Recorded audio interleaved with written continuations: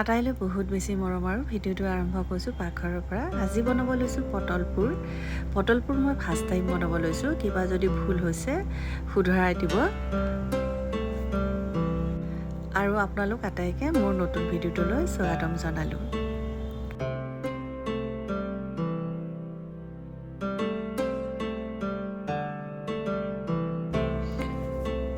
এই যে মাজৰ অংশখিনি উলিয়াই ল'লোঁ, তাৰ লগত আন অকণমান কিবা কিবি আৰু মছলা মিক্স কৰিলেহে খাবলৈ জুতি হয়, নহয়নে বাৰু?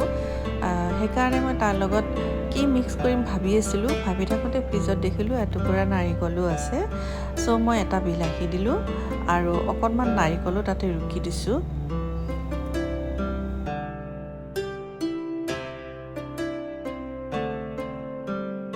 লগত আন মছলা যেনে গোটা জিৰা, জলকীয়া গুড়ি, জিৰা, ধনিয়া সেইবোৰো অকণ আধা চামুচকৈ সকলোবোৰ ধুনীয়াকৈ মিক্স কৰি ল'লোঁ। এতিয়া মই বাৰ্ণাৰৰ এই ধুনীয়া টাৱাখন বহাই দিছোঁ, খুব ফেভাৰেট টাৱা এখন মোৰ। আৰু গোটেইখিনি মছলা একেলগে তেলত সম্ভাৰ দিলোঁ।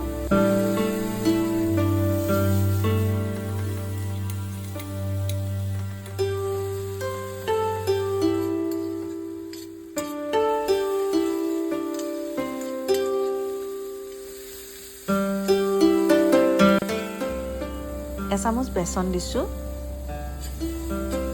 আৰু এতিয়া ধুনীয়াকৈ লৰাই গোটেইখিনি মছলা ফ্ৰাই কৰিম। ধুনীয়াকৈ ফ্ৰাই হৈ গ'ল মছলাখিনি। এতিয়া এটা পটলত ধুনীয়াকৈ ফিলিংখিনি ভৰাই যাম। আপোনালোকে এটা কথা জানেনে বাৰু, কেৰাহীৰ গুণাগুণৰ ওপৰতো আমাৰ স্বাস্থ্যৰ কথা নিৰ্ভৰ কৰে। আমি কেতিয়াও এলুমিনিয়াম কেৰাহীত খাদ্য বনাই খাব নালাগে। ইয়ে মানে লং টাৰ্ম যদি আমি এলুমিনিয়ামৰ কেৰাহী ব্যৱহাৰ কৰোঁ তেতিয়াহ'লে আমাৰ থাইৰয়ডৰ প্ৰব্লেম হ'ব পাৰে। চ' আমি পৰাপক্ষত ষ্টেইনলেছ ষ্টীল বা লোহাৰ কেৰাহী ব্যৱহাৰ কৰিব লাগে খাদ্য বনাওঁতে। ফিলিংখিনি ভৰোৱাৰ পিছত মই এতিয়া টাৱা এখন বহাই দিছোঁ। এখন লোহাৰ টাৱা হয়, তেল কম লাগে আৰু ঢাকনি লগাই ধুনীয়াকৈ ফ্ৰাই কৰিলে খাবলৈও টেষ্টি হ'ব।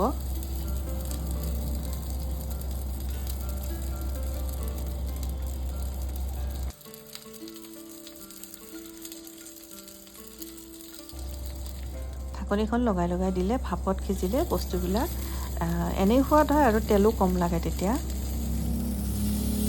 এতিয়া ধুনীয়াকৈ ওলট পালট কৰি দিম পটলকেইটা। এফালে ফ্ৰাই হৈয়ে গৈছে ধুনীয়াকৈ।